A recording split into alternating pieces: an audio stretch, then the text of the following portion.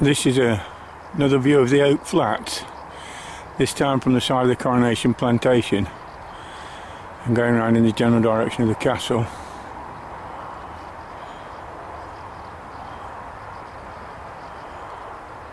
And there is, I believe, the sole remaining single historic oak on these flats. Underneath the ground here is a RIGS, or Regionally Important Geomorphological and Geological Site, stretching back to the Ipswichian period of geological history. It contains particularly valuable specimens of plants and animals from that period. In August 2009, Councillor John Harrison, Cabinet Member for Finance for the County Council, stated that the golf course was going to be built on land outside of the country park.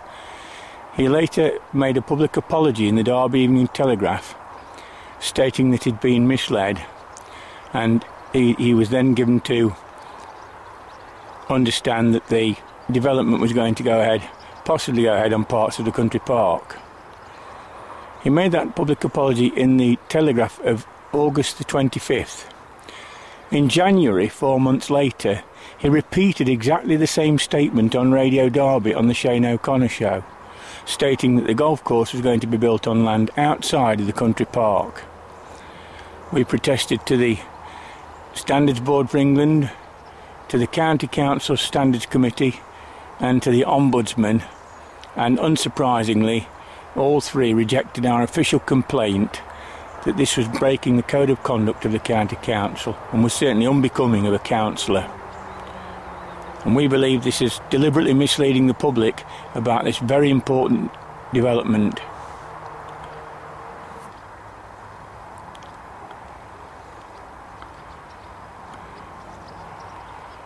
And the land goes back up to the trees that you might see in the distance on the left.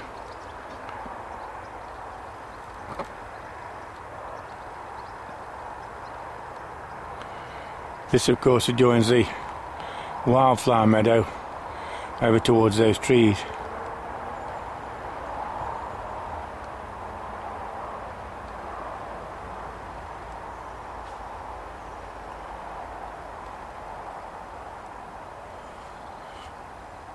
We believe that this ancient landscape is far too important to the people of Derbyshire and Great Britain to let it be turned into yet another golf course.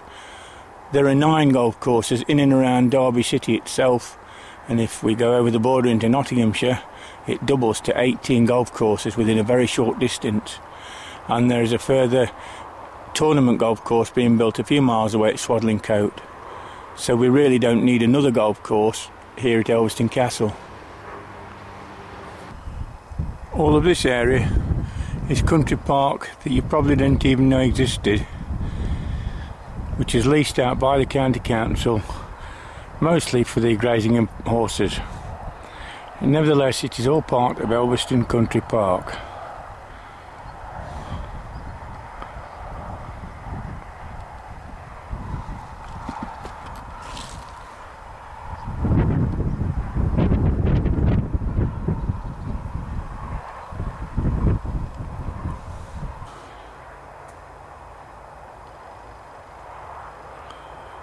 All of this area is destined to become golf courses,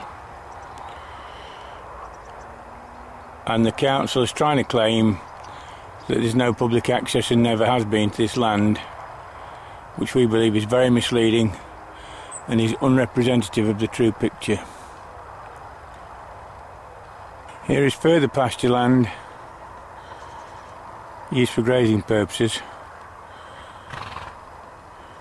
And you probably can hear that horse in this field that I'm filming now. And here he is, coming into view right on cue. Magnificent animal. Hello there. Say hello to your viewers.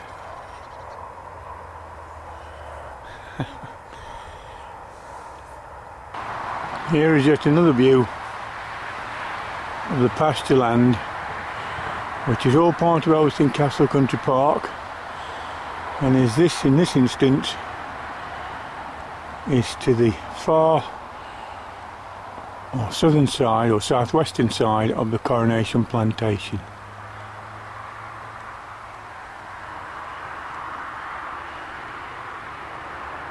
It's so little visited by the public.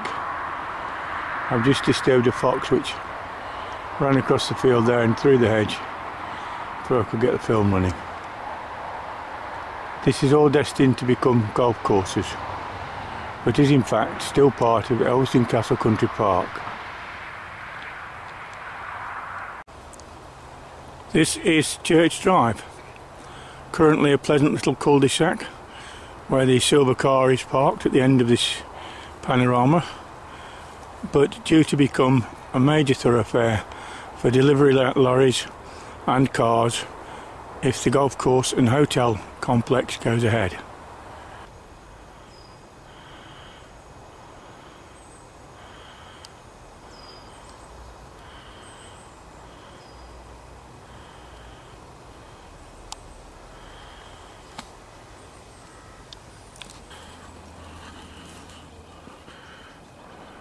This is the cricket club car park.